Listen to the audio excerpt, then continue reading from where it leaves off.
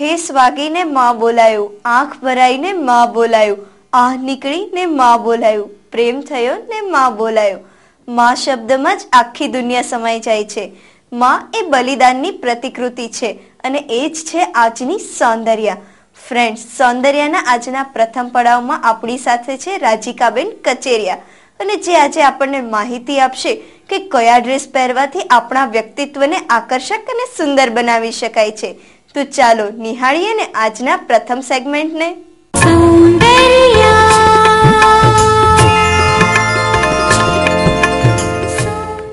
કેમ છો મિત્રો?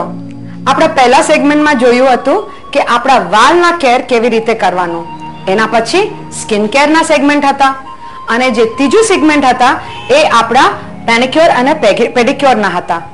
ચોથું સેગમેન્ટ જે હતું આ મેકઅપ કેવી રીતે કરવાનું અને આજના દિવસે જે સેગમેન્ટ છે આ તમારા ડ્રેસિંગ કેવી રીતે હોવા જોઈએ એ છે।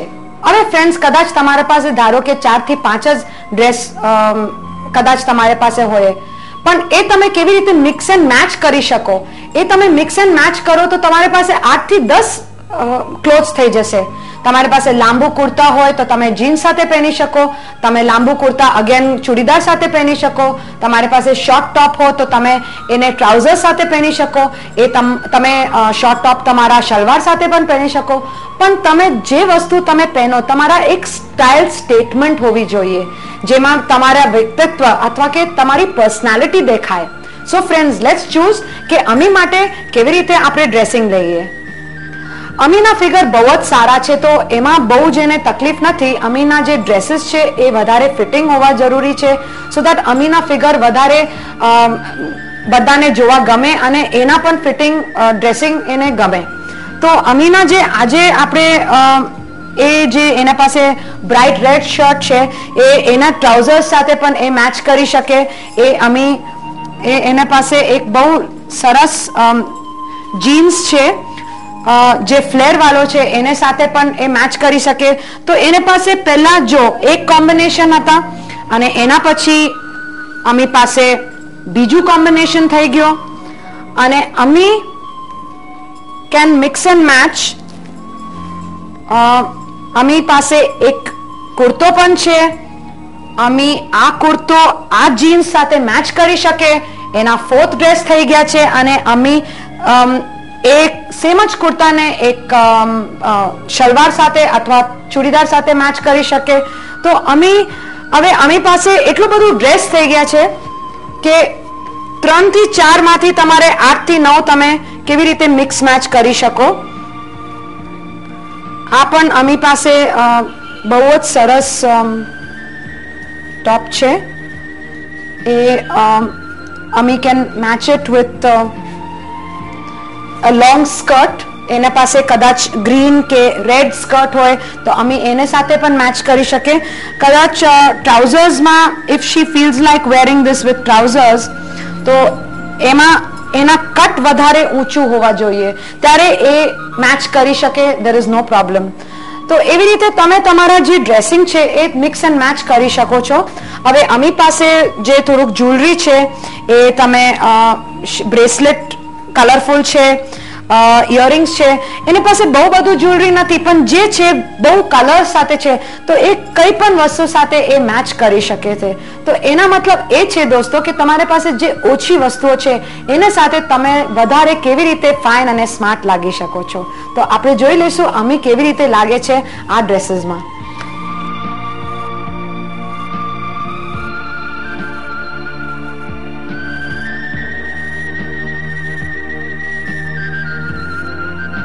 તો મિત્રો, તમે જોયું કે અમીના જે મેકઓવર હતું આ કેટલું સિમ્પલ હતું અને કોઈ પણ માણસ એ કરી શકે અને એમાં કઈ જ આગ્રહ નથી। રાજીકાબેને આપેલ માહિતી પરથી મિત્રો હવે તમે પણ તમારા વ્યક્તિત્વને સુંદર બનાવી શકશો, ખરું ને? હવે સમય છે એક વિરામનો।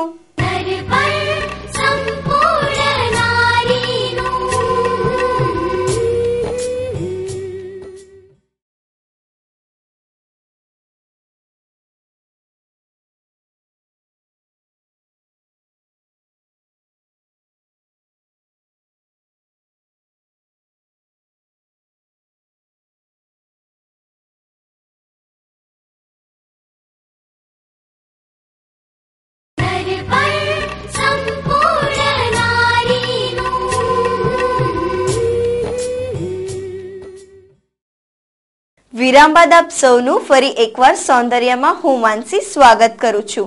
ફ્રેન્ડ્સ, આજકાલના જમાનામાં સ્ત્રી આ કામ કરી શકે અને આ કામ ન કરી શકે તેવું નથી રહ્યું, ખરું ને? અને હા, આજે આપણે એવી જ વ્યક્તિને મળવાના છીએ જે છે જાદુગર, મહિલા જાદુગર. તો મળીએ હર્ષિદાબેન પટેલને અને તેમની પાસેથી જાણીએ કે તેમણે આ જાદુ ક્યાંથી શીખ્યા અને આ જાદુ કેવી રીતે કરીએ છે.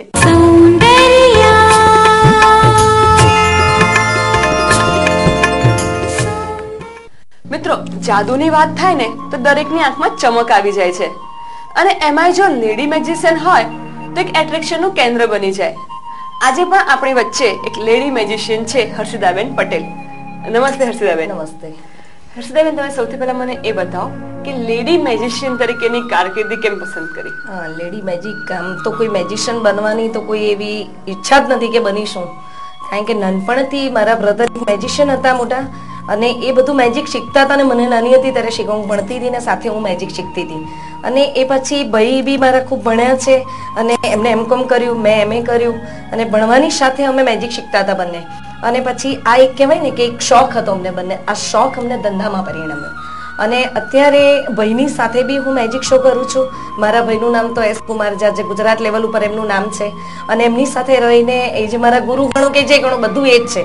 અને એમની સાથે રહીને મેં ઘણું બધું જ્ઞાન લીધું મેજિકનું, અને એમની સાથે શીખી. અને પછી હું આની અંદર મારે એકચ્યુઅલી ગવર્મેન્ટ જોબ હતી, હું ટેલિફોન ઓપરેટર હતી.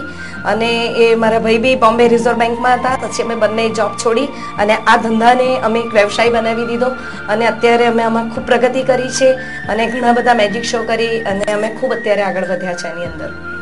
હર્ષિદાબેન, મોટા ભાગે બધા લોકો છે એ જાદુને એક ચમત્કાર સ્વરૂપે જુએ છે, તો ખરેખર જાદુ શું છે? એકચ્યુઅલી જાદુ કોઈ ચમત્કાર, દુનિયામાં ક્યાંય ચમત્કાર નથી. જાદુ એ ટોટલી સાયન્સ અને બુદ્ધિ ઉપર રચાયેલું છે.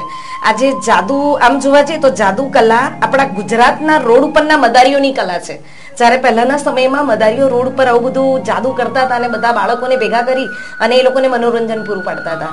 હવે એ અનઇજુક, એ બિલકુલ અબોધ હતા. એ લોકોને ખબર નથી પડતી કે આ કલાને સ્ટેજ ઉપર લાવીએ. અને એ કલાને પછી અમારા જેવા ભણેલા ગણેલા લોકો લાવી અને એને સ્ટેજ ઉપર મૂકી અને જાદુ સ્ટેજ ઉપર આવ્યું.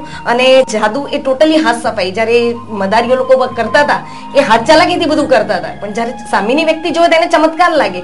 પણ દુનિયામાં ક્યાંય કોઈ ચમત્કાર નથી, ફક્ત સાયન્સ અને બુદ્ધિ ઉપર જ બધું રચાયેલું છે. અને કદાચ જાદુની જાદુગર હોય એટલે એના હાથ તો ચપળતાથી ચાલતા જ હોય, એટલે એની હાથ ચાલાકી એના હાથમાં જ આવી જતું હોય. એ ક્યાં છુપાવે છે, ક્યાંથી કાઢે છે, પબ્લિકને દેખાતું નથી, એટલે એમાંથી ચમત્કાર સર્જાય છે, એટલે લોકોને જાદુ લાગે છે. હર્ષિદાબેન, જાદુના ખેલ તમે ક્યાં ક્યાં કરેલા છે? જાદુ તો અમે ઘણા સિટીમાં, બધા લગભગ ઇન્ડિયા લેવલ ઉપર તો કોઈ બી સિટી અમારા માટે બાકી નથી. દુનિયાના તમામ એટલે ખૂણે અમે મેજિક શો કરી ચૂક્યા છે.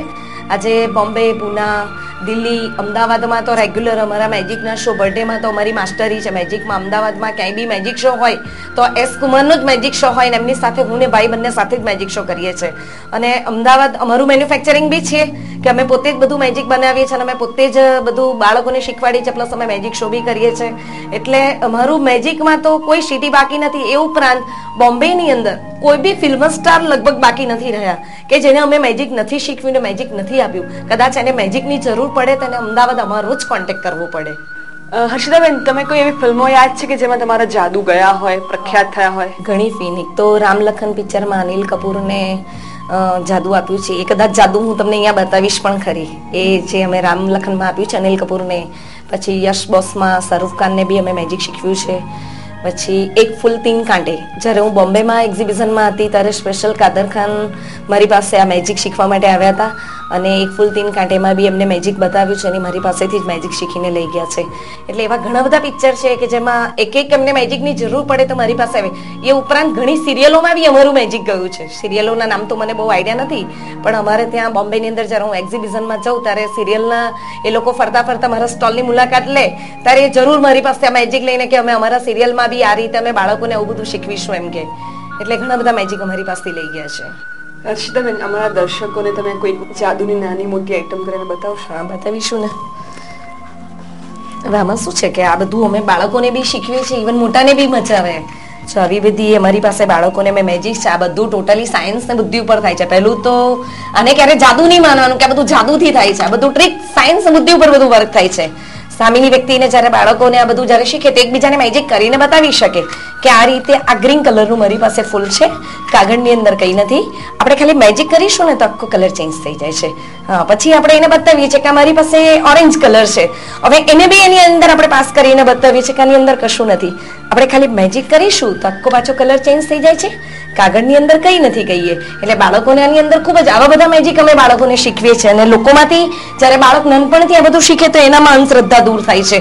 પછી જો એક આ બુક્સની ગેમ છે, આ બી બહુ સરસ છે કે આ મારી પાસે પ્લેન બુક છે, બરાબર, બંને બાજુ કોરી છે, આની અંદર કશું લખેલું નથી. હવે આપણે એને ખાલી મેજિક કરીશું ને તો આખું પોકેમોનનો ફોટો આવી જાય છે. ફરીથી આપણે એને મેજિક કરીશું તો પાછું પોકેમોનનો ફોટો આવી જાય છે. ફરીથી આપણે એને મેજિક કરીએ તો પાછું ગાયબ થઈ જાય છે, બંને બાજુ ગાયબ થઈ જાય છે. હવે આ કોઈ જાદુ નથી, ટ્રીક છે, સાયન્સ ને બુદ્ધિ ઉપર બધું રચાયેલું છે. પછી એક આ ટોટલી સાયન્સ ઉપર છે. આખી અમે ફોરેનની ગેમ્સમાંથી રિસર્ચ કરી અમે ઇન્ડિયન મટીરિયલમાં આ ગેમ્સ બતાવેલી છે કે આ એક બ્લેક કલરની ચિપ્સ છે મારી પાસે, બરાબર, કાળો કલર છે. હવે આને તમે ફૂંક મારો, હા ફૂંક મારો, યસ, કલર ચેન્જ થઈ જાય છે. ફરીથી આપણે એને બતાવીએ છીએ કે આ કાળો કલર છે, ફૂંક મારો તો યસ, કલર ચેન્જ થઈ જાય છે. એટલે એક આ પણ બહુ બાળકો માટે સુંદર ગેમ છે. પછી એક આ રામલખન પિક્ચરમાં જ મેં તમને વાત કરી હતી, અનિલ કપૂર જે બતાવે છે એ કેવી રીતે બતાવે છે કે આમ 1 2 કા 4 પેલું ગીત આવે છે ને એમાં 1 2 કા 4 કરીને ગુલાબ ગાયબ કરે છે, બરાબર. તમારી સામે હું એક ગુલાબ ગાયબ કરીને બતાવું છું. આપણે ખાલી ફૂંક મારીશું ને તો આખું ગુલાબ ગાયબ થઈ જાય છે. અહીંથી ગાયબ થઈ ગયું.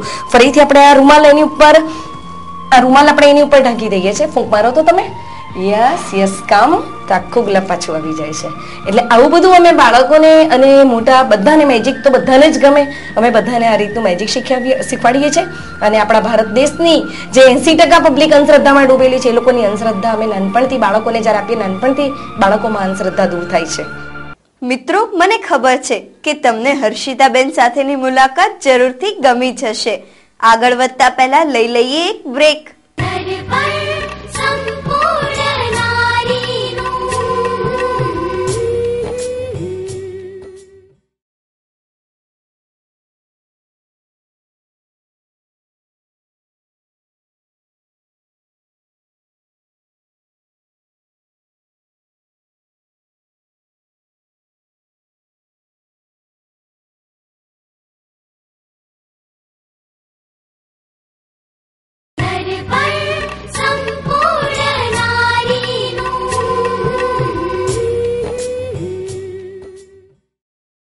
બ્રેક પછી આપ સૌનું ફરી એકવાર સૌંદર્યમાં સ્વાગત છે. અત્યારે સૌંદર્યમાં સમય છે આજની સૌંદર્યાને મળવાનો અને આજની સૌંદર્ય પાસેથી કંઈક નવું જાણવાનો અને કંઈક નવું શીખવાનો. તો મળીશું ને આજની સૌંદર્યાને.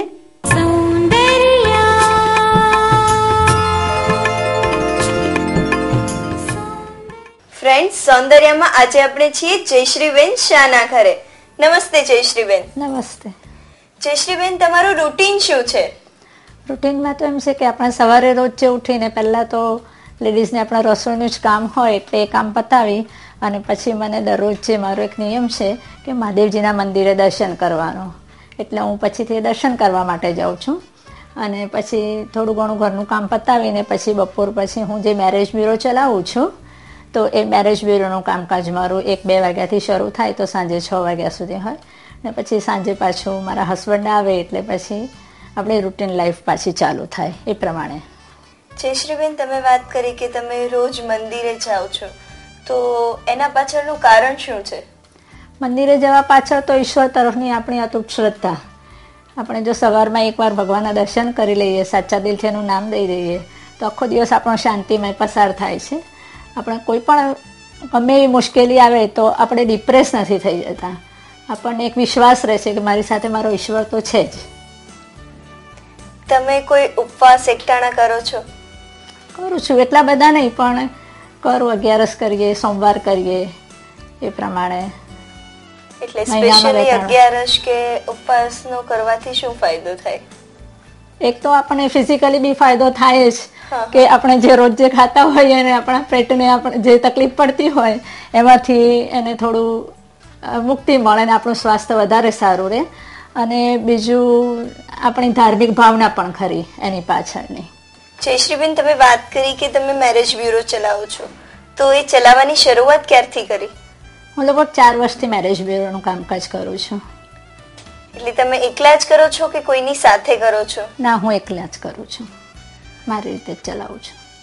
તમે ઘરમાં મેરેજ બ્યુરો ચલાવો છો કે કોઈ બાર સંસ્થામાં? ના, ઘરમાં જ મારી ઓફિસ મેં રાખી છે. આજકાલ કેવા યુવકો અને કેવી યુવતીઓ ખાસ કરીને પસંદગી પામે છે? યુવકોમાં તો જનરલી યુવતીઓ હોય છે એની ઇન્કમ વધારે હોય સારી અને વેલ એજ્યુકેટેડ હોય, એનું ફેમિલી બેકગ્રાઉન્ડ વધારે સારું હોય, એવા યુવકોને પ્રથમ પસંદગી મળે છે.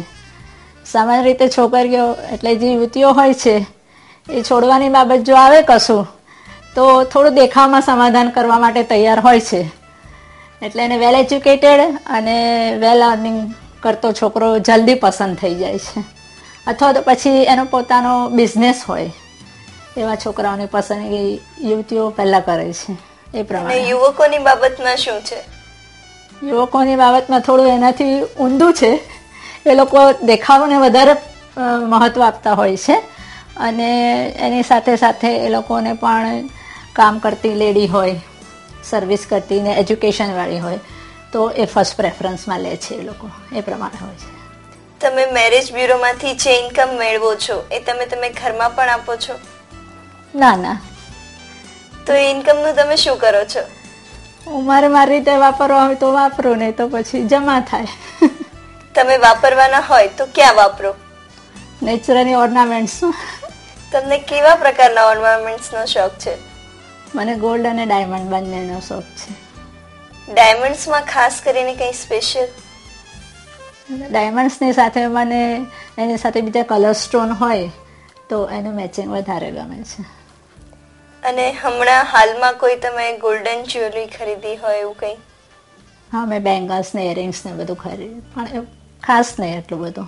જયશ્રીબેન, હમણાં જ આપણે વાત કરી, પરંતુ હાલમાં તો લવ મેરેજ વધારે થાય છે, તો પછી તમારે ત્યાં યુવક અને યુવતીઓ આવે છે? લવ મેરેજ થાય છે પણ પર્સન્ટેજ વાઇઝ એરેન્જ મેરેજ વધારે થાય છે. એટલે ઘણા બધા યુવક યુવતીઓના પેરેન્ટ્સ આવે છે, અમારે ત્યાં મેમ્બર્સ બને છે. એટલે સ્પેશિયલી પેરેન્ટ્સ આવીને જ રિક્વેસ્ટ કરે કે ના ઘણીવાર યુવક યુવતીઓ પોતે જ આવીને પોતાનો પોર્ટફોલિયો કે કંઈ આપે? મોટે ભાગે પેરેન્ટ્સ આવે છે. એમની સાથે આવે ખરા યુવક યુવતી, પણ મોટે ભાગે પેરેન્ટ્સ આવે છે. હાલમાં કયા એજના ગ્રુપમાં વધારે પસંદગીના માટે આવે છે મેરેજ બ્યુરોમાં? લગભગ 23 થી 28 વર્ષ સુધીના જે યંગ છે એ લોકો વધારે મેમ્બર બને છે. અને પછી એવું થાય કે તમે લોકો એની ગોઠવણ કરી આપો, પછી તરત જ એ લોકો મળી જાય અને મેરેજ ફિક્સ થઈ જાય કે ના ઘણો સમય લે? ઘણીવાર ઘણાનું તરત જ થઈ જતું હોય છે, ડિપેન્ડ્સ અપોન લક, અને ઘણાને સમય બી લાગે છે. તમે મોસ્ટલી કેટલી વ્યક્તિઓ બતાવો? જાણે કે યુવતી છે તો એને મોસ્ટલી કેટલા યુવકો બતાવો છો? એમાં એવું હોય છે કે ગણના નથી કરવાની હોતી. કોઈનું થઈ જાય તો એક બે જુએ નહીં થઈ જાય અને કોઈને વાર પણ લાગે. એટલે એવું ફિક્સ નથી હોતું કે અને આટલા યુવક યુવતીઓ બતાવવાના કે બતાવીએ તો જ થાય, એવું નથી હોતું. પરંતુ એવું કંઈ હશે કે યુવકો નોર્મલી એક બે છોકરીઓ જોઈને પસંદ કરી દે, અથવા તો યુવતીઓ એક બે છોકરા જોઈને પસંદ કરી દે, એવું કંઈ? હા, મેં તમને કહ્યું એ પ્રમાણે થોડું ડિપેન્ડ્સ અપોન લક ઓલ્સો. નસીબની પણ વાત છે. કોઈને જલ્દી પસંદ પડી જાય છે અને ઘણીવાર શું થાય છે કે જન્માક્ષરના હિસાબે વાર બહુ લાગી જતી હોય છે, કે જન્માક્ષર મેચ કરતા હોય છે તો પછી મંગળ છે ને નથી ને રાહુ છે ને નાડી એક છે ને એ બધા પ્રોબ્લેમ્સ આવતા હોય છે. એટલે જે લોકો જન્માક્ષરમાં માનતા હોય છે એ લોકો થોડો વધુ સમય